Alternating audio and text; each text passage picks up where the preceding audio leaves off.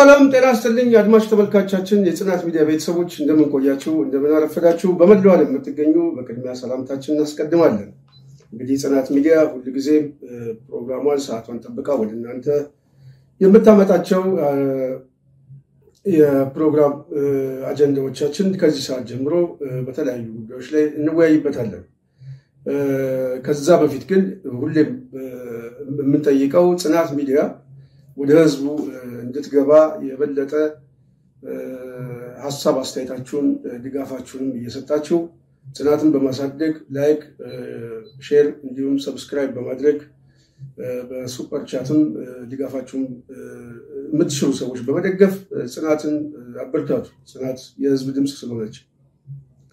ይሄንን ካልኩኝ በዋናነት አገር ቤት ያሉትን አንዳንድ መረጃዎችን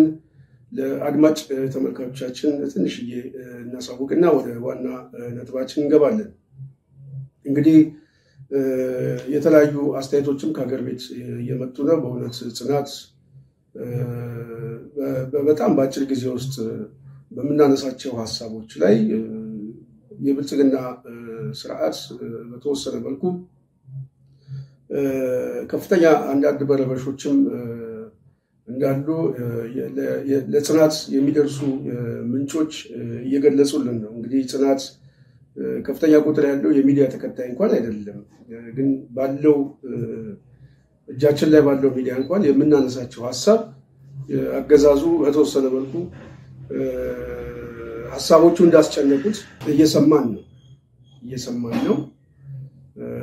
እንግዲህ እነዚህ ሐሳቦች በዋናነት የህዝብ ውስጥ ያለው እውነት በማንጸባረቃችን እነዛ ሐሳቦችን አምኖ ከመቀበል ይልቅ ሽብር መፈጸም ነው የገባው እና የአዲስ አበባ ፖሊስ ኮሚሽን በዋናነት ከዚህ በፊት ያወጣው መግለጫ ወደ አፈጻጸም ለመግባት እንግዲህ ወደ ከተማ ውስጥ የከተማው ህዝብ ውስጥ ለማስጨነቅ ፍተሻ አድርጋለሁ በሚል ዝግጅት እያደረገ እንደሆነ ዝግጅቱን ምናልባት ከፕሮፓጋንዳም ያለፈ በተግባር የሚንቀሳቀስ ከሆነ ወደፊት የምናየው ነው ግን ስሜቱ ግን ወደዛ የሚሄድ እንደሆነ ምልክቶች እየሰማን ነው እሱ ብቻ አይደለም በተለይ ትላንት በወላይታ ዲቻና በሲዳማ ከነማ የነበረ የዋንጫ ጨዋታ ስቴዲየም ውስጥ አትገቡም የተባሉ ደጋፊዎች ያው ድብደባም ከፍተኛ የሆነ ጉዳት ደርሶባቸዋል ይሄ ተጨባጭ የሆነ መረጃዎችን መሬት ላይ ካሉ ሁኔታዎች ማየት ይቻላል ከፍተኛ የሆነ ተቃውሞ እያሰሙ ነበር ፖሊስ ደግሞ ለመደብደብ መሳሪያ የታጠቁ ሰዎች ደግሞ ጥይት በመተኮስ ድምጽ ይሰማ እና ብልጽግና ይሄንን በመካድ የፌደራል ፖሊስ ምንም የተፈጸመ የለም የተደበደበም የተጎዳም ሰው የለም እንደዚህ ብለው የሚናገሩት ውጪና ውስጥ ካሉ ሰዎች ጋር ተቀናጅተው ከተማው ላይ አመጽ ለመፍጠር ያሰቡ ኃይሎች ናቸው እና ለህግ እናቀርባቸዋለን የሚል ያው የተለመደው መግለጫ ሰጥቷል እና የብልጽግና ዋነኛው ጉዳይ ይሄ ነው ያው ለህግ እናቀርባቸዋለን ነው እንጂ ወንጀል ራሱ ይፈጽማል ወንጀል የሚፈጽሙት ግን ሌላ ስም እየሰጠ ውጫዊና ውስጣዊ የሚል ሙሾ ነው የሚያቀርበው እና ይሄንን ነው እኔ በመግለጫው ያየሁት ለማንኛውም እነዛ ደጋፊዎች አሁንም በአዲስ አበባ ፖሊስ ኮሚሽን በጣም ብዙ ሰዎች በተለያዩ ፖሊስ ጣቢያ እንደታሰሩ ይገኛሉ የተደበደቡና የተጎዱ ደግሞ ሆስፒታል እንዳሉ ተጨባጭ የሆኑ መረጃዎች ሰምተናል እንግዲህ ይሄንን ካልን በሌላ በኩል ደግሞ የብልጽግና መንግስት እንደው መንግስት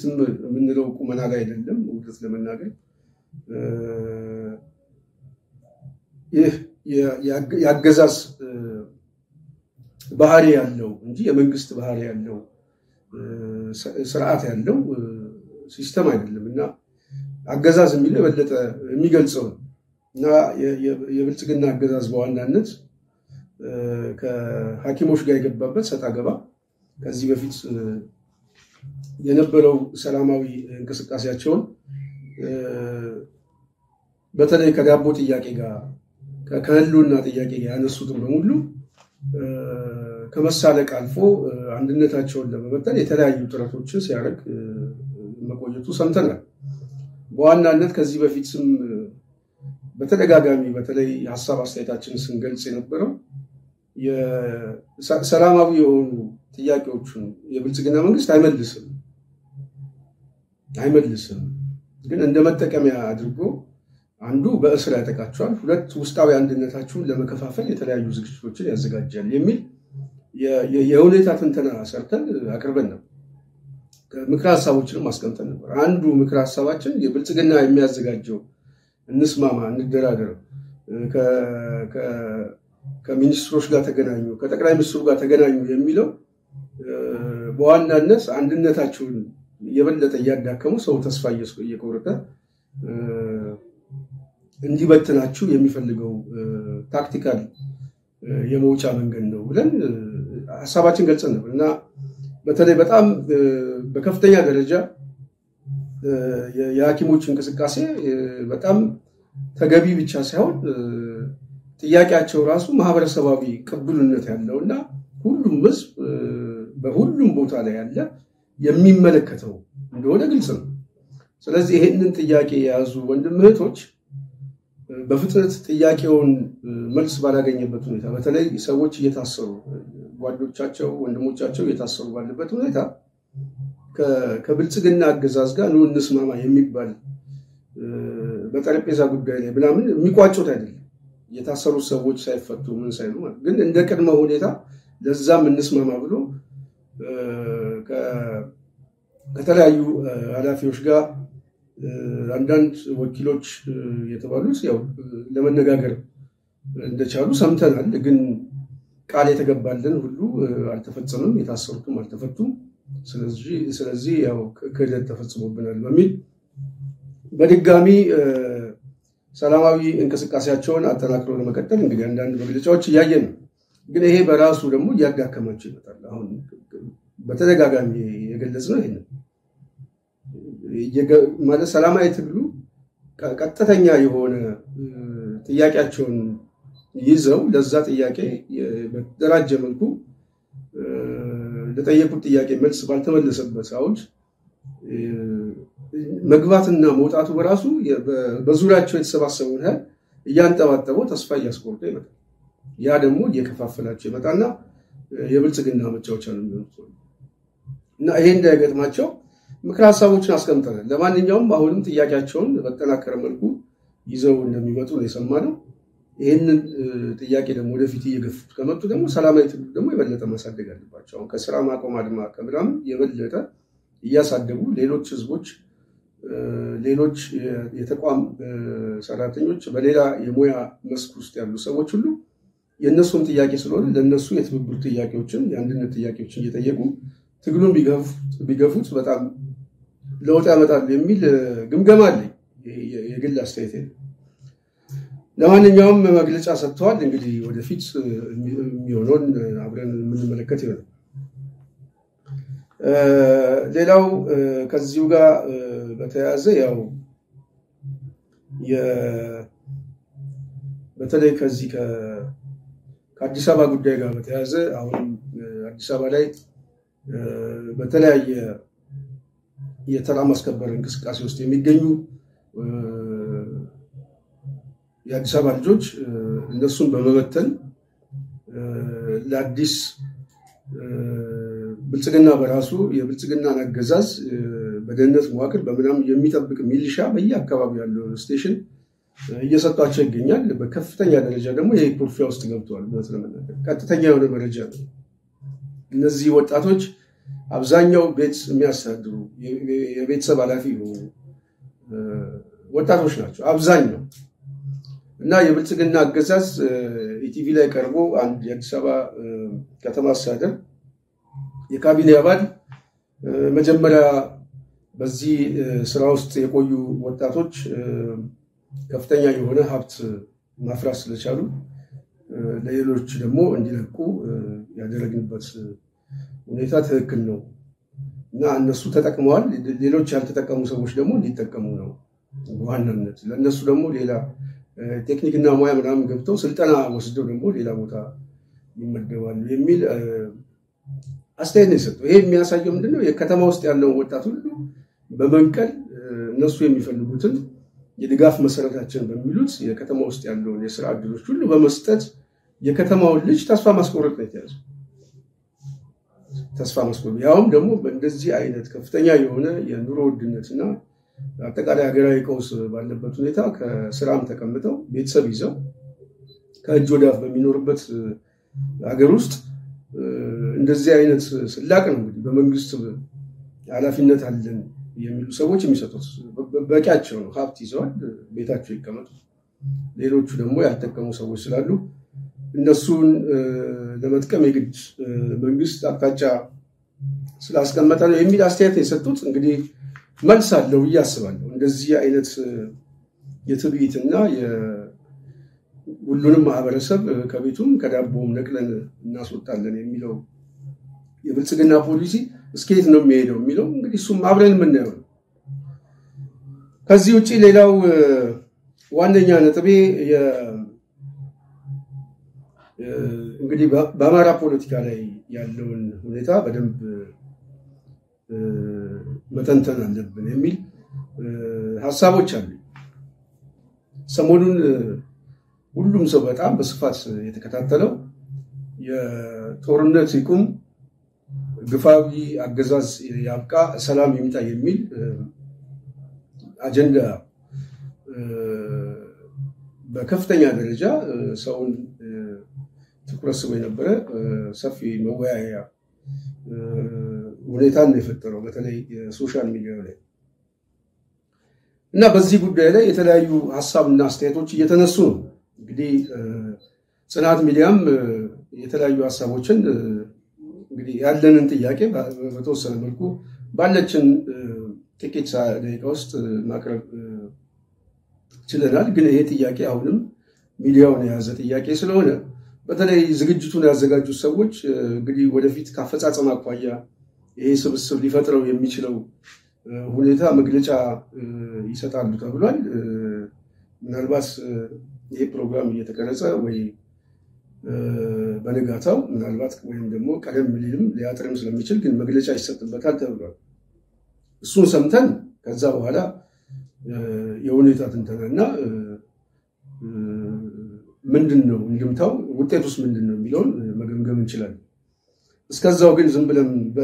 በተከሰተው ክስተት ላይ የተለያዩ የአሰላለፎች የፖለቲካ አመለካከቶች እየተፈጠሩ ስለሆነ ጽናት ሚዲያ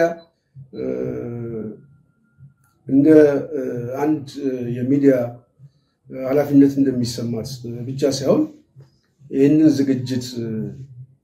አስመልክቶ በቀጥታ አስተያየት የምንሰጥበት ያው ከኢትዮጵያ ፖለቲካ ጋር የሚገናኝ ስለሆነ ከኢትዮጵያ ፖለቲካ ጋር የሚገናኝ ደግሞ ማንኛውም ጉዳይ ከአማራ ፖለቲካ ጋር ይገናኛል። በተለይ የአማራ ሕዝብ አሁን ካለበት የህልውና ትግልና ከዚህ የህልውና አደጋ ለመውጣት ከፍተኛ የህይወት መስዋዕትነት በሚከፍልበት ሁኔታ እያንዳንዱ ነገር የሁኔታ ትንተና መሰራት አለበት ብዬ አስባለሁ። ይሄ የህዝቡን ጥቅም ለማስጠበቅ ነው። ስለዚህ እዚህ ላይ የምንሰጠው ትንተና የታዩንን ሐሳቦች ነው። የታዩንን ሐሳቦች ከህዝብ ጥቅም አኳያ እየተመዘኑ መታየት አለባቸው የሚል መከራከሪያዎች ስላሉ እንግዲህ በዝግጅቱ ላይ የተለያዩ የፖለቲካ አቋምና ፍላጎት ያላቸው ኃይሎች አሉ። እንበተን አንቀጽ 39 ይከበርልን ከሚል ጀምሮ አንቀጽ 39 ራሱ የጻፉት ሰዎች ከትላንት እስከ ዛሬ በነበረው የፖለቲካ ሂደት ላይ እየተገለባበጠ የመጣ የኃይል አሰላለፍ በአንድ የሚዲያ ፕላትፎርም ላይ ተሰባስቦ የተለያዩ ጥያቄዎችን ከየግል ፍላጎት ሲንጸባረቅ ሰምተናል። ዋናው ጥያቄ የኔ ጥያቄ በቀረበው ይሄ ጦርነት ይቁም ግፋው ያገዛዝ ያብቃ ሰላም ይምጣ በሚለው ጉዳይ ላይ ሳይሆን ከአጀንዳው ጀርባ ያሉ ሁኔታዎች እና ከዝግጅቱ ፍላጎት እንደዚሁም አማራ በተለይ አማራ ህዝብ ካለበት የህልውና አደጋ ከድርጅት የተለያዩ የፍላጎቶች መጓተት እና የፖለቲካዊ ፍትጊያ ነገሮች ተገምግመው የታዩ አልመሰለኝም እና ያንን በተወሰነ መልኩ የታዘብኩትን ወደ እናንተ ለማምጣት ነው። በዋናነት አንዱ መከራከሪያው የህወሓት መስራች ምናልባትም ከፍተኛ የመንፈሳዊ አባት የሚባሉት አቶ ስብሐት ነጋ በዝግጅቱ ላይ መታየቱ አንዳንድ ሰዎችን እንዳስቆረፈ፣ አንዳንድ ሰዎች ደግሞ አይ የእሳቸው መገኘት ምንም ችግር የለውም ዋናው አጀንዳችን መሸጥ ነው የሚል አስተሳሰብ ያላቸው የሚዲያ ጎራዎች እያየን ነው። እኔ ነገሮችን በፖለቲካ መነጽር መተንተንና ማየት አለብን ብዬ አስባለሁ። በኢትዮጵያ ፖለቲካ ላይ ማንኛውም ሰው በኢትዮጵያ ፖለቲካ ሂደት ላይ ያገባኛል የሚል ሁሉ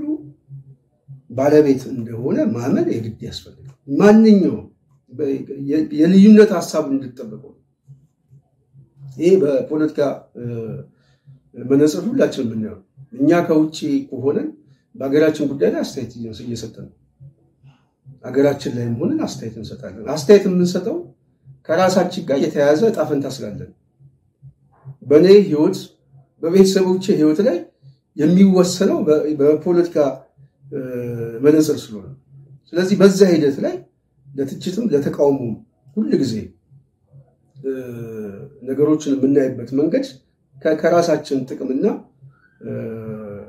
ከሁኔታው ትንተና በመነሳት ስለዚህ ማንንም ሰው ያገባዋል የሚለው በመርህ ደረጃ ይቀበላል። ትክክል ነው። ነገሮችን የምናየው ግን በግለሰባዊና በአካባቢያዊ ስሜት ሳይሆን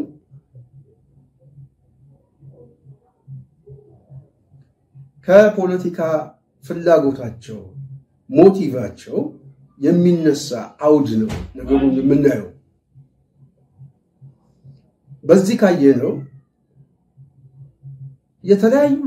የፖለቲካ አመለካከት ያላቸው ሰዎች ከተለያየ አካባቢ ላይ እዚህ ስብስብ ላይ ተገናኝተዋል። ለምሳሌ ከኦሮሞ ፖለቲካ ውስጥ፣ ከትግራይ ፖለቲካ ውስጥ፣ ከአማራ ፖለቲካ ውስጥ፣ ከአፋር ክልል ፖለቲካ ውስጥ እንዲሁም ከደቡብ አካባቢ ያለ ፖለቲካ ተገናኝተዋል። እሱ ብቻ ሳይሆን በአገር አቀፍም ያሉ ከሀገር ቤትም በውጭም ያሉ የተለያየ ሐሳብ ያላቸው ሰዎች ተገናኝተዋል። ይሄ መገናኘቱ ምንም ችግር የለውም፣ እንደ ክፋት የሚታይ አይደለም። ማንም ሰው በሚዲያ ላይ የፈለገውን ሰው ሰብሰብ አድርጎ ማወያየት ይችላል። ዋናው ግን አሁን እኔ ከአማራ ጥያቄ አኳያ ነገሮች የሚታዩት ብዬ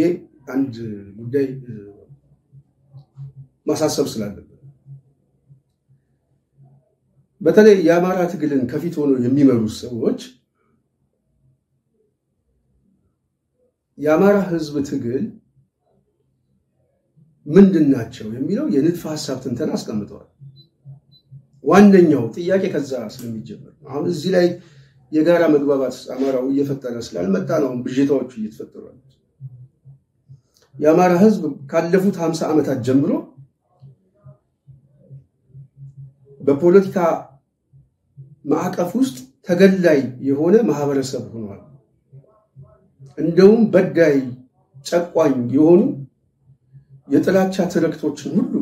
በሰነድ በማዘጋጀት የአማራ ህዝብ ለጥቃት ተጋልጧል። የአማራ ህዝብ ለጥቃት ሲጋለጥ የህልውና አደጋ ውስጥ ገብቷል። እንደ ህዝብ በተፈጥሮ ባገኘው ርስት ላይ መኖር እንኳን አልተፈቀደለትም። እዚህ አማራ ደማዊ ማንነቱ ፖለቲካዊ አስተሳሰቡ እየታየ ከምድረ ገጽ እየጠፋ ነው ለዛ ደግሞ ማሳያዎቹ 1 2 3 ተብሎ ተቀምጧል ያ ደግሞ የሆነው መዋቅራዊና ህገ መንግስታዊ የሆነ የጥላቻ ትርክቶች ስለመጡ ይሄንን ደግሞ በሂደት ውስጥ ያሉ ሰዎች ተናግረውታል ለምሳሌ አንዳንድ ሰዎች ከዚህ በፊት የተናገሩት ቪዲዮ አለ ንጉሳዊ ስርዓቱ የዘውዳዊ ስርዓቱ ከኢትዮጵያ ማንነት ጋር አብሮ የቆመ ማንነት ቢሆንም ይሄ ማንነት ግን አማራዊ የሆነ የገዢ መደብ ማንነት ነው ክላስ አለው ምናምን ብለው የሚያስቡ ሰዎች በዛ ባሰቡት ጭንቅላታቸው ላይ ደግሞ ህግም የጻፉ ሰዎች ናቸው በነገራችን ላይ የህግ ማዕቀፍ ያደረጉ ሰዎች ናቸው እንደምሳሌ እንደ አቶ ስብሐት ነጋ የአማራ ገዢ መደብ መዋጋት አልቀረበም ማለት ነው በህወሓት መጀመሪያ በትናንሽ ወረቀቶች ብዙ ወረቀቶች ነበር የሚጻፉ በ68 ማኒፌስቶ 68 ታረመ ቆያ ከምት ላይ ይወጣል አይደለም ያ ከ6 ወር በኋላ ይወጣም ቢሆን 6 ወር ከ6 ወር እሱን እንመለስበታል ከዛ በኋላ ቢሆን የአማራ ገዢ መደብን የጨቋኝና በዝባዥ አድርጋችሁ የተነሳችሁት እርሱም በተለያዩ ቃል መጠይቆች የገዢ መደቦችን እንደተዋጋችሁ ሲገልጹ ነበር የኔ ጥያቄ የአማራ ገዢ መደብ የሚባል ነበር ራሱን አማራ ነኝ ያለ ገዢ መደብ ስልጣን ላይ ነበር ኦኬ አዲስ አበባ የነበረ መንግስት ማለት ኮር የንጉሳዊ ስርዓቱ ነው ወይስ የደርግ ነው እየጠየቁ የደርግ ነው ያልከኛው አሁን እናንተ የአማራ ገዢ መደብ ነው የምትሉት ኦኬ የትኛው እንደሆነ ግልጽ አይደለም የንጉሳዊ ስርዓቱ ላይ ያለውን መንግስት ነው ወይስ ከዛ በኋላ ያለው ወታደራዊ ስርዓት የአማራ ገዢ መደብ ብላችሁ የምትጠሩት አንድ ሁለተኛ ራሱን አማራ ነኝ ብሎ ኢትዮጵያን እየመራ ያለ ገዢ መደብስ ነበር ወይ በደርግ ጊዜ በሁለቱም የትኛው እንደሆነ አላውቅም እርሱ ያብራሩት አዲስ አበባ የነበረ መንግስት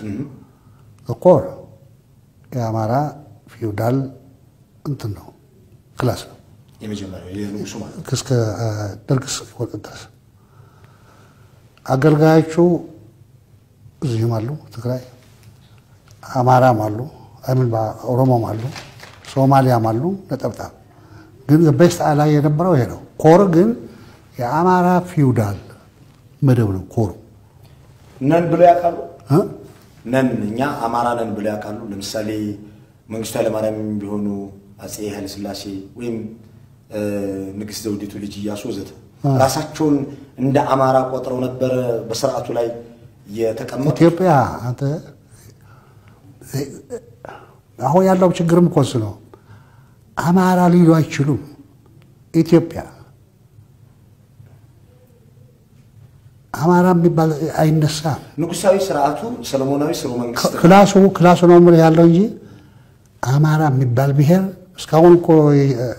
የኢትዮጵያዊ ነው የኑርኤድ እርሚያስ ከበደ ብታይ በስተ አይዲዮሎጂ የነበረው የዚህ ክላሱ በቃ ኢትዮጵያ ብቻ ሳይሆን ከኢትዮጵያ ውጭ ስለዚህ የኢትዮጵያ ገዢ መደብ ነው መባል ያለባቸው አቦ እነዚህ ሰዎች ኮሩ የአማራ ፊውዳል እነዚህ አገልጋዮች ገባኝ እርሶን አሁን ለምሳሌ እኔ ትግራዋይ ብዬ ነው የምጠራውት ምክንያቱም እርሶ አስቀድመው ትግራዋይ ነኝ ስላሉ ይሄንን የምጠቀመው እርሶ ኢትዮጵያዊ ነኝ ብለው ወይም ሌላ ማንነት ለራሱ ይሄ ነው ማንነቴ ካሉ በዛ ነው መጥራት ያለበት እነዚህ ስርዓቱ ላይ የነበሩት መሪዎቹም ሆኑ ከነሱ ስር የነበረው ግን ራሱን እንደ የኢትዮጵያ ገዢ መደብ የኢትዮጵያ መንግስት አድርጎ ነው የሚያየው እሱን ቆም ያለው የኢትዮጵያ ነው እንጂ አማራ ሚላ ያነሱም እኛ የአማራ ገዢ መደብ ነው የምንለው እኛ ከየት አምጥተን ነው ወይም ከየት አምጥታችሁ እናንተ እንደዚህ ያላችኋል አሁን ነው ጥያቄያችን የአማራ ህዝብ የህልውና አደጋ ዛሬ ላይ ደግሞ በአብይ አገዛዝ ከዚህ የጥላቻ መንፈስ ላይ የተዋለዱ ልጆች ስርዓታዊ እና ተቋማዊ ሆነ የጥላቻ ትርክቶችን አንብበው ተነቦላቸው በየተቋሙ ውስጥ ተሰብስበው ያደጉ ወጣቶች ዛሬ ስልጣን ላይ ይዘው ያንን አስተሳሰብ ያስቀጥሉት ነው በድርጊትም በሐሳብ ስለዚህ የአማራ ህዝብ ያለበት የህልውና ጉዳይ ከየትኛውም ጊዜ በላይ እንዲከፋ የሆነው በዚህ አስተሳሰብ ውስጥ ያደጉ ሰዎች ስልጣን ላይ ስለመጡ ህፃንም እየገደለ ነው ባለፉት 7 ዓመታት የዚህ አገዛዝ የመጣበትን ታሪክ ኦዲት ቢደረግ ያላፈሰሰው ደም ያልገደለው ሰው የለም የሚል ግምገማቸውን ያቀረቡ ሰዎች አሉ እኔ አሁን ስም እየጠራው በተወሰነ መልኩ ላለመምጣት ነው ስለዚህ በአማራ ፖለቲካ ውስጥ ያሉ ኃይሎች ከፊት ያሉ ሰዎች ይሄንን አጀንዳ ጠንቅቀው ያውቃሉ ለዛ ደግሞ የሞጫ ሐሳብ ያስፈልገናል ብለው ወደ ትግል ገብተው የህይወት መስዋዕትነት በሚከፍሉ ጓዶች ውስጥ ተሰባስበው ነው የህይወት መስዋዕትነት አማራው መክፈል ዋነኛ ያስፈልገበት ምክንያቱ ደግሞ ቅድም በተቀመጠው የፖለቲካ አውድ ትንተና ህይወት እየተከፈለበት አገዛዙ ደግሞ በዋናነት አማራን ማጥቃት የሚፈልገው ከዚህ የጥላቻ ሐሳብ እድገት የመጣ ስለሆነ በውጤት ይሄንን ህዝብ ማጥፋት ይፈልጋል እድገቱ ስለሆነ እድገቱ ከዛው ውጭ አይፈቅድለት ስለዚህ መዋቅራዊና ህገ መንግስታዊ የሆነ የጥላቻ ትርክት የሚቀበል ስልጣን ላይ ያለ ኃይል አለ መዋቅራዊ የሆነውን የጥላቻ ሰነድ የጻፈ ግን በተለያየ አሰላለፍ ደግሞ የሚቃወም ኃይል አለ ታገዛዙ ጋር የመጣ የስልጣን ግጭት እና የጥቅም ግጭቶች የአማራው ህዝብ ግን የስልጣንም የጥቅም ግጭት የለውም ግጭቱ ያስተሳሰብ ጉዳይ የሥርዓት ጉዳይ ለዚህ ሁሉ አደጋ ውስጥ የከተተው ይሄ ነው ብሎ 1 2 3 ብሎ ያስቀመጣቸው ጉዳዮች አሉ እነዛ ጉዳዮች ናቸው ስለዚህ አሁን ስልጣን ላይ ያለው ኃይልና ከስልጣን ያኮረፈው ኃይል ፖለቲካሊ በአስተሳሰብ ደረጃ የንድፈ ሐሳብ ትንተና የጋራ ስምምነት አላቸው ህገ መንግስት ላይ ተቋማት ላይ በአማራ የፖለቲካ መነጽር የሚታይበት እይታ ላይ ያ ጉዳይ እስካሁን መሬት ላይ በሚታይ ሁኔታ አልተቀረፈም ስለዚህ የአማራው የፖለቲካ ሊቃን ከነዚህ የ60ዎቹ የ50ዎቹ ባለፉት 30 ዓመታት የመጣበት አደጋ በተለይ ደግሞ አሁን 7 ዓመታቱ የመጣበት አደጋ ከሀ እስከ ፐ ሐሳቦችን ማቅረብ የሚችሉ ሰዎች ሐሳባቸውን ሸጠዋል ሐሳብ አቅርበዋል ዋነኛው ጥያቄ ግን ሐሳቡ መቅረቡ አይደለም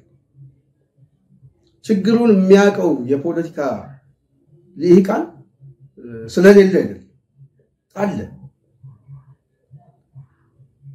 በየሚዲያው በየሁሉ የሚገለጽ ነው ማለት ሐሳቡ እንደ አዲስ አይቀርብም ገለነዋልም ሰብረነዋልም የሚሉ ሰዎችም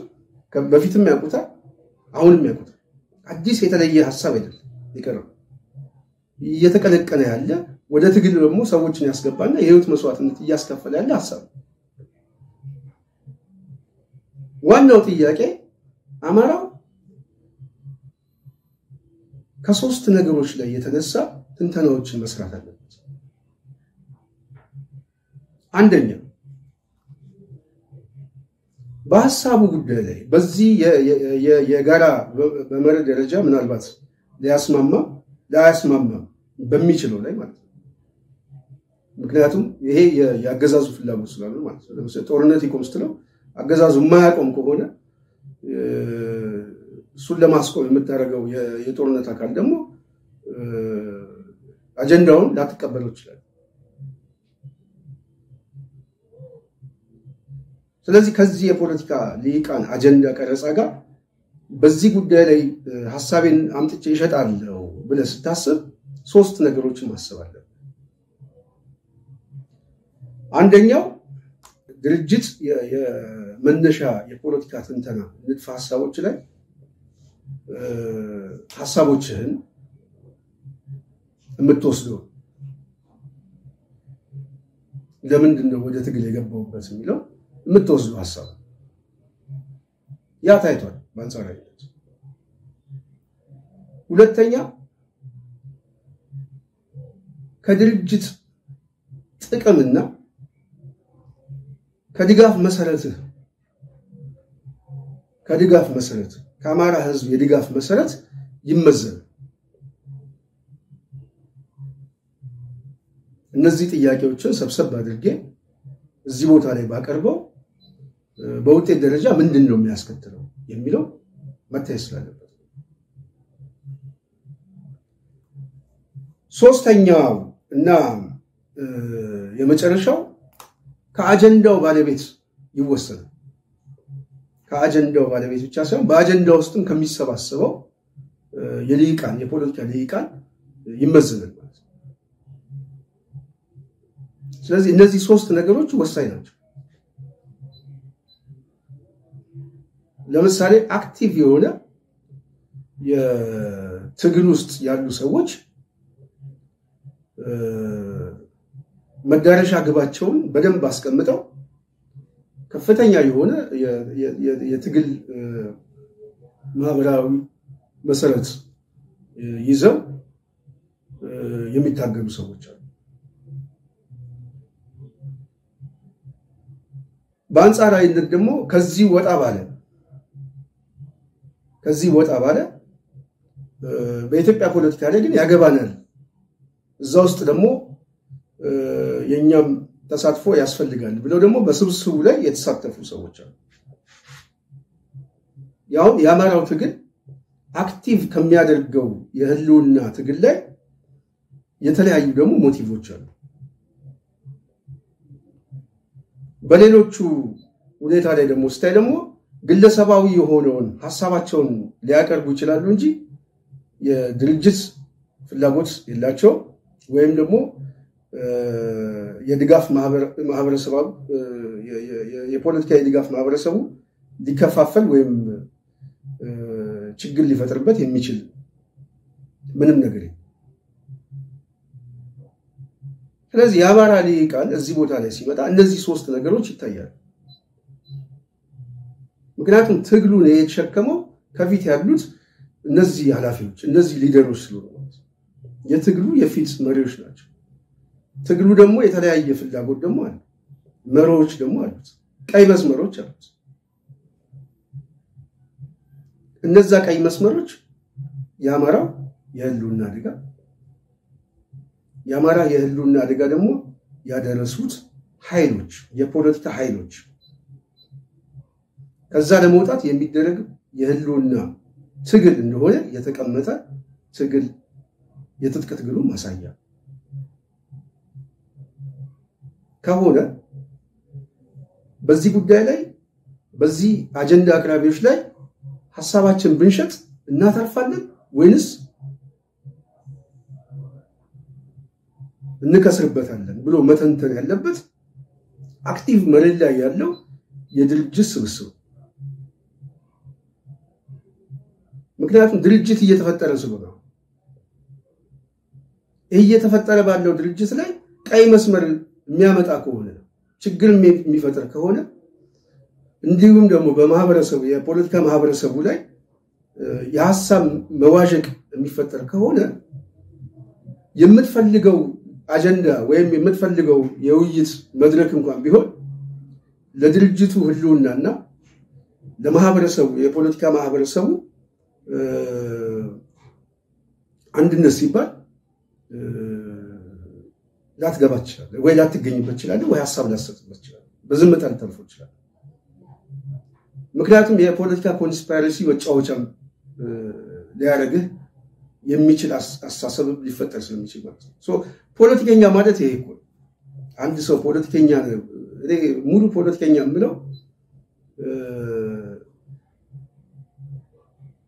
ሐሳቦቹን መሸጥ ብቻ አይደለም። በነገራችን እውነቴን ነው፣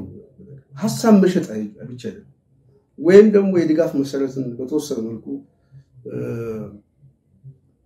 ስላለ ምንም ችግር የለም የሚል እሱ አይደለም። እሱ አደገኛ ኪሳራ። ሐሳቡን እንዴት ነው የሚሸጠው? ለነማን ነው የሚሸጠው? ሁለተኛ ደግሞ ከግለሰብና በማህበረሰብ ውስጥ ካለ የተቋም ፍላጎትና መጓተት ዙሪያ መተንተን መቻል። የተለያዩ ፍላጎቶች ስላሉ የተለያዩ መጓተቶች ስላሉ ስለዚህ አንደኛ ለዛ ግለሰባዊ የሆነው የማጥቂያ መሳሪያ ሰለባ ሆናለሁ ብሎ ይታያል። በተቋም ውስጥ የተቋም አንድነትና የተቋም አጀንዳ ሆኖ ካልመጣ የጋራ ውሳኔ ከሌለ በዛ ተቋም ስብስብ ውስጥ ያሉ ሰዎች ዩኒቲው ይፈርሳል። ምክንያቱም አንተ ኃላፊ ነህ፣ በዚህ እኛ ባልፈቀድንበት በሶስተኛ ወገን ላይ ሐሳብን እንዴት አቀረብክ ለሚል ጥያቄ መልስ የለም። የተቋም መሪዎች ካሉ ማለት የተቋም መሪዎች በሶስተኛ ደረጃ ደግሞ ትግሉ ከሚፈልገው መሪዎቹ ቀይ መስመሮቹ ደግሞ የግድ መጠበቅ ስለነበረ ስለዚህ አሁን የአማራ ፖለቲካ ከፊት ያሉ ሰዎች ይሄንን አጀንዳ ሲያመጡ እንደ ግለሰብ አይደለም እንደ ማህበረሰብ የፖለቲካ ውክልና እንዳላቸው ማህበራዊ መሰረት እንዳላቸው ሰው እንደ ተቋም ስለሚታዩ እንደ ተቋም የሚታየው ደግሞ አጀንዳውን ሳቀርበው በአጀንዳው ጉዳይ ላይ ሊያስከትል የሚችለው ኮንስፓይረሲ ምንድነው ባንገኝስ ምንድነው የሚለው ደግሞ የመውጫ ሐሳብ መተንተን ስለነበረ ምክንያቱም ባለመገኘት የምታጣው ነገር የለም በመገኘት ደግሞ የምታተርፈው ነገር የለም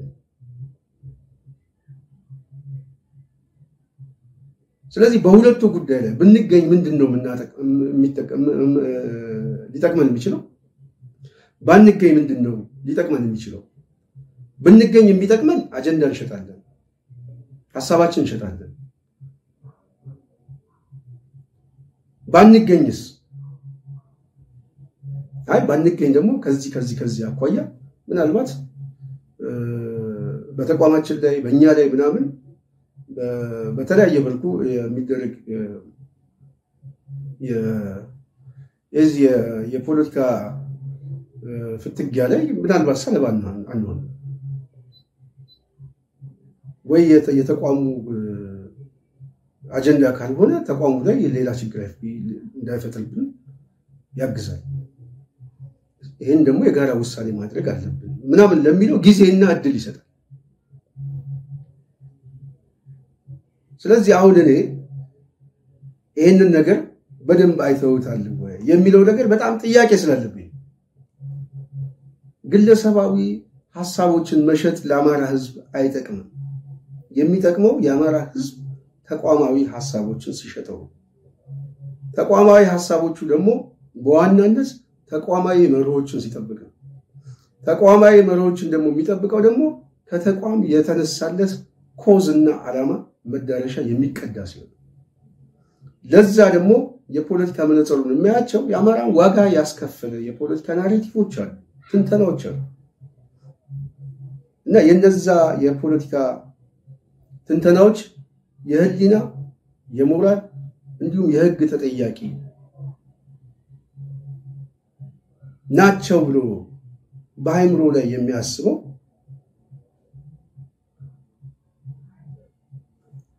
ቁጭ ብለህ ለመነጋገር በቅድሚያ በፖለቲካ መነጽር ነገሮች መታየት አለባቸው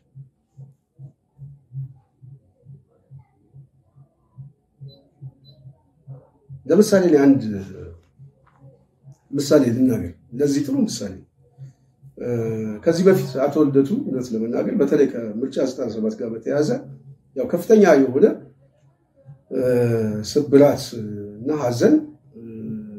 በጣም በብዙ የፖለቲካ ሊቃን ላይ ፈጥሮ ያንን ጉዳይ ያንን ችግሮቹ ከነችግሩ እየተቋቋመ ምናምን የመጣበት መንገድ በራሱ በጣም የሚገርምና የሚያስደንቅ ቢሆንም ግን ልደቱን በህይወት ታሪኩ በጣም ብዙ ጊዜ ገጠመው በህወሓት አገዛዝ ላይ የሆነ የፓናል ዲስከሽን የሆነ ውይይት ምናምን ሲኖር የዚህ የተቋሚዎች ምናምን ሲኖር አንዳንድ የተቋሙ ጎራ ውስጥ ያሉ ሰዎች ምናምን ልደቱ ካለ አንመጣም አንሳተፍም ምናምን የሚሉበት ታሪክ በጣም በስፋት ነበር በስፋት የአንድነት ቤቱም ያለው ሰማይ ውስጥ ምናምን ይሄ በጣም የሚታወቅ ነበር ለምንድነው ከተባለ ልደቱን መጥላት አይደለም ፖለቲካሊ ልደቱ ከምርጫ 97 ጋር በተያያዘ ሁኔታዎች ስላሉ በዛ ጉዳይ ላይ ያልተፈቱ ችግሮች አሉ ስለዚህ ከሱ ጋር መታየት ወይ ምናምን ማለት የሆነ የፖለቲካ ሊቃኑን ብቻ ሳይሆን የፖለቲካ መሰረታችንን ያናጓል ምናምን የሚል አስተሳሰብ ስላለ እና በዛ በጣም ተጎድቶ ነበር መስለው በጣም እኔ ትክክል ነው ትክክል አይደለም ያውቁ አይደለም እንደ ምሳሌ ነው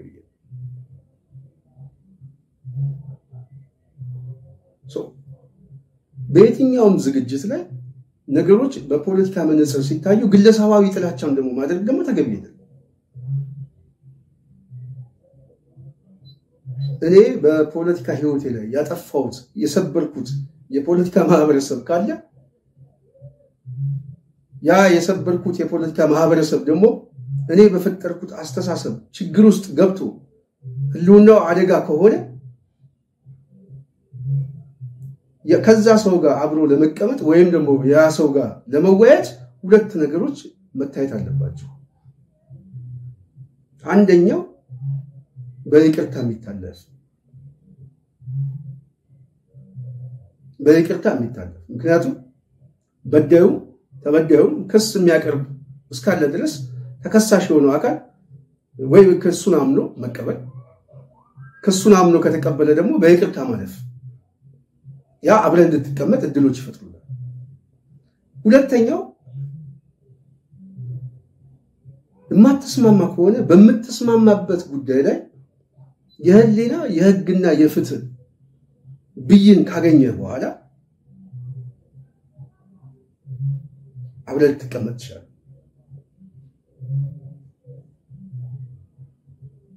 ስለዚህ ይሄ ባልሆነበት ሁኔታ በእንደዚህ አይነት ስብስብ ውስጥና በአማራ ፖለቲካ ውስጥ ደግሞ የተለያየ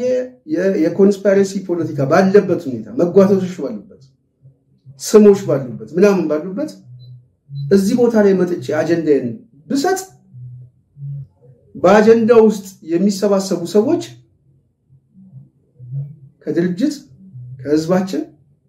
ከግለሰባዊ ስብዕና ምን ሊያስከትልብኝ ይችላል የሚል ትንተና ሲሰራ የፉል ፖለቲካ ምን ያስከትልብኝ ያ መታየት ስላለበት ያልተፈቱ የቤት ስራዎች ስላሉ አንድ ሁለተኛ ደግሞ የድርጅቶች የተነሱበት ኮዝ የተለያየ አስተላለፍ ስላለ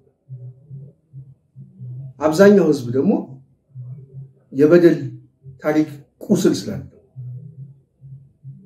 ስለዚህ ይሄንን ማገናዘብ የማይችል በአመራር ደረጃ ያለ ሰው ከፍተኛ የሆነ የፖለቲካ ነጥብ ያስተላልፋል እሱን ደግሞ ብቻ ሳይሆን ደግሞ ማህበረሰባዊ ስንጥቃት ሊፈጥር ይችላል ማህበረሰባዊ ስንጥቃት ብቻ ደግሞ ሳይሆን ደግሞ ተቋማዊ ስንጥቃትና የሐሳብ ልዩነት ሊፈጥር ይችላል ስለዚህ ኪሳራው የቱ ነው የሚያበዝነው የሚለው ትንተና መሰራት አለበት ይሄ ነው መታየት አለበት አንዳንድ ጊዜ የሚያስፈልግ አጀንዳ ትክክል የሆነ አጀንዳ ለተቋም ህልውና ስትል ልታልፉ ይችላል ላትገኝ ይችላል ሌላ ሰው ልትልክ ይችላል አቋሙ የግለሰብ አቋም አድርገህ በሌላ ሰው ምናምን ሰው እንደዛ አይነት ጨዋታ ታልፈዋል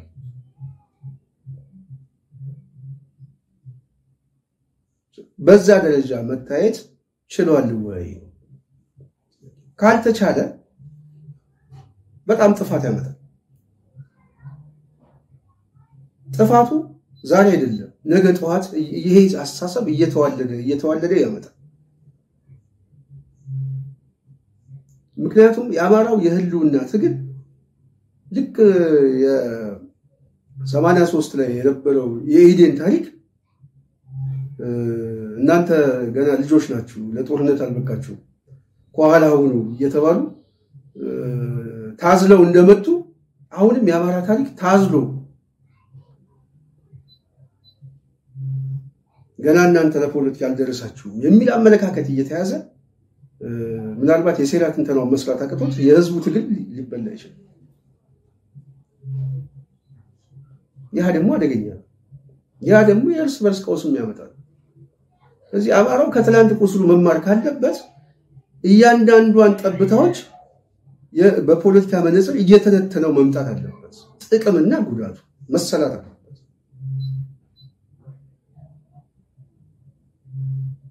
ለምሳሌ ከአማራ ብሔርተኝነት አቋያ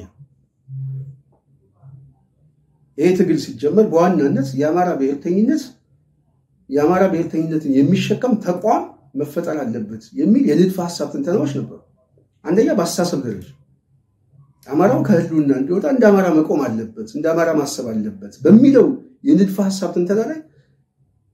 እንደ የአማራ ብሔርተኛ አስተሳሰብ አለኝ የሚል አመለካከት በዛ ዙሪያ ላይ የተሰባሰበው የድጋፍ መሰረት ራሱን እንደ አማራ ነው የሚመለከተው። እንደ አማራ ደግሞ የሚመለከተው ከሆነ ከሌሎች ጋር ወይም ከሌሎች ኃይሎች ጋር ምናምን በሀገር ጉዳይ ላይ በነገ ዕጣ ፈንታቸው ላይ ለመወሰን ከተነሳበት ኮዝ ነው የሚታየው። በነገው ጉዳይ ላይ ብይን ሊሰጥ አይችልም።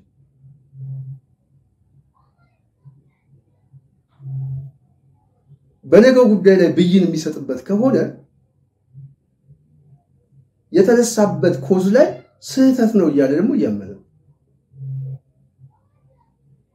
ለምሳሌ በአማራ ትግል ውስጥ ሁለት አሰላለፍ ተፈጥሯል። እነዛ ሁለት አሰላለፎች የተለያዩ መጓተቶች ፈጥሯል። እንደ አማራ መሰባሰብ መቆም አለበት። በሀገር ጉዳይ ላይ ነገ እንበይንበታለን። አሁን ግን አማራ ህልውናው ለማስጠበቅ መሰባሰብ አለበት። በዚህ አስተሳሰብ ደግሞ ተቋም መሰራት አለበት የሚል ሐሳብ አንድ ሆኖ አይ እንደ አማራ ታግለን በሀገር ደረጃ ደግሞ ነገ ከሌሎች ጋር ሆነ ምን በይነው ስለሆነ በሀገር ደረጃም ያለው ሁኔታ ማሰብ አለብን በሚል በመነሻና በመዳረሻ ላይ ውስጡ ስፈትሸው ወደ ብዙ ግራም ያጋባይ ነገር የለም በኔ የፖለቲካ ረዳት። ግን የታክቲካል ጉዳይ ነው፣ የስትራቴጂ ጉዳይ ሳይሆን ታክቲካል ጉዳይ ላይ ልዩነት ተፈጥሮ የፖለቲካም የንድፈ ሐሳብ ትንተና ላይ በተወሰነ መልኩ እንደ አማራ መቆም አለብኝ የሚለውና አይ በአገር አቀፍ መሰባሰብ አለብኝ የሚለውም ሐሳብ ልዩነት ፈጥሮ ከፍተኛ መጓተት ፈጥሮ ለዛ ጉዳይ ራሱ ከዚህ ቦታ ላይ እዚህ ቦታ ላይ ሐሳቦችን ስታቀርብ ወይም ደግሞ የፖለቲካ ምልከታን ስታየው ከዚህ የጎንዮሽ ፍትጊያ መታየት አለ።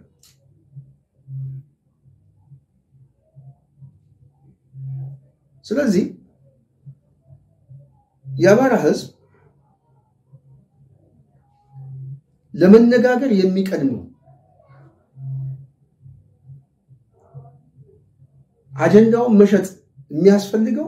በራሱ የውስጥ ጉዳይ ላይ በህልውና ጉዳይ በተቋም ጉዳይ ላይ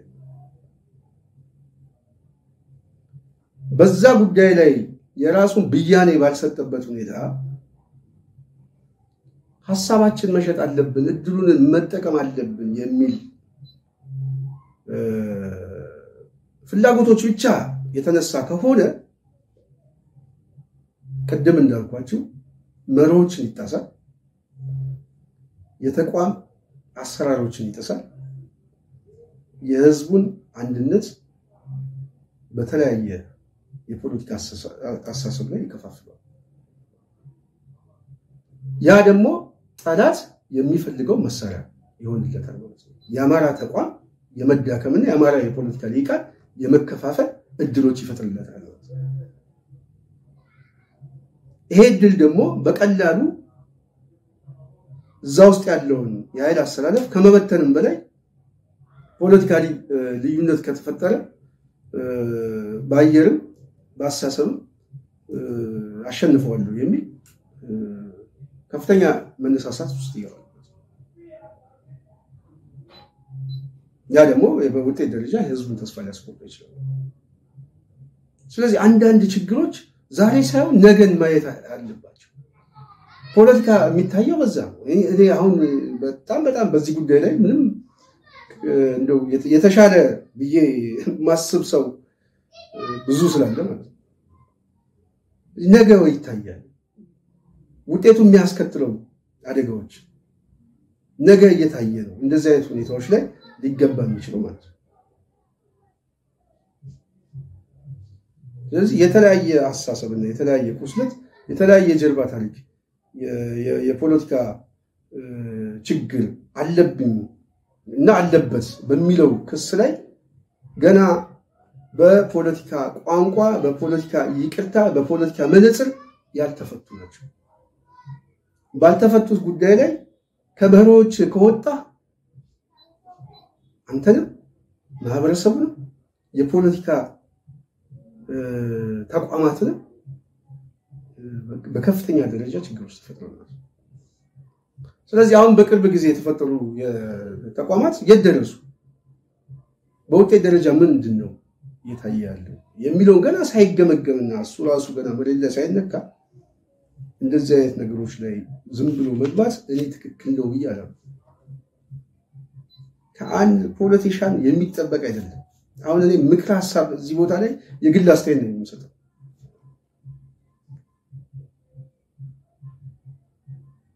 እንጂ ይሄ የእንትን አታድርጉ። እሱ ወደፊት እኔ የኔን ታሪኮች ብዙ እንነጋገርበታለን። የአማራ ህዝብ ልዕልና የአማራ ህዝብ አንድነት የአማራ ህዝብ ደግሞ የፖለቲካ ትግል አሸናፊነትን ብቻ የምፈልግ ሰው ለዛ ነው ሐሳቦችን ማቀርበው ማለት። ስለዚህ በኔ የፖለቲካ ሁኔታ ይሄ በተለይ ከዚህ ከጦርነት ይቆም ምናምን በሚለው ጉዳይ ላይ የተገኙ ሰዎች ደግሞ ከነበረባቸው ታሪክ ምናምን ተነስቶ ለምን ቀረብክ እና ለምን አልቀረብክም በሚለው ላይ አንዳንዱ ዝግቦች ስላለ ስለዚህ እሳቸው ጋር ደግሞ አንዳንድ ሚዲያዎች በተወሰኑ ባይ ከብሔራቸው ከማንነታቸው ጋር የመጣ ጥላቻ ነው ብለው የሚያስቡ ሰዎች ትክክል አይደለም። ይሄ ራሱ ፍርድ ገምድል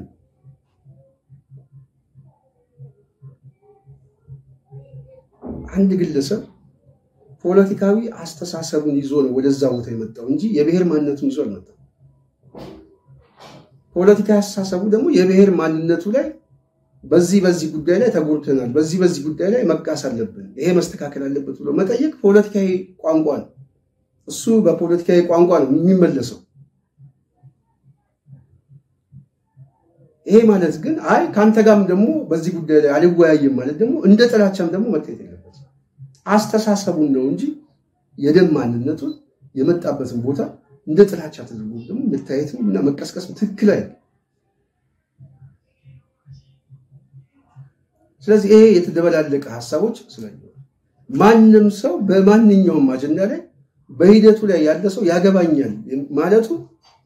ትክክልም ነው። በመርህ ደረጃ ማንንም ሰው የሚቀበለው ማንንም ሰው ያገባው እንጠላለው ምን ይበል የአንድነት አይደለም ይበል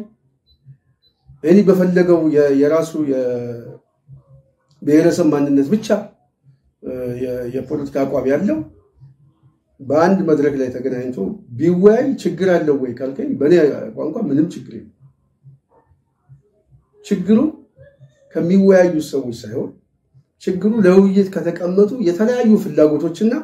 መሮች የሚቀዱ የኃይል አሰላለፎች ላይ ነው። ስለዚህ የአማራ ህዝብ ይሄንን ማየትና በዛ ጉዳይ ላይ ነገሮችን ማጤን ስለሚችል እዛ ቦታ ላይ የተሰባሰቡ ሰዎች የኛም አጀንዳችን ይሄ ነው ብሎ በማምጣት የሚዲያ ጩኸት የግለሰባዊ ዝና ምናምን እሱ ምናምን ሊገኝ ይችላል በውጤት ደረጃ ግን ምንድነው ጥቅሙ የማይታወቅ አጀንዳ ነው ወይ አዲስ ነገር የመጣ ነገር አለ ወይ ይሄ ካልሆነ ደግሞ በማህበረሰባችንና በተቋማችን ላይ እንደዚሁም ደግሞ ባስቀመጥና መርሆች ላይ ምን ችግር ይፈጥርብናል ብሎ ነገን ደግሞ ማየት ደግሞ ሌላ ጉዳይ ነገ ታይቶበታል ወይ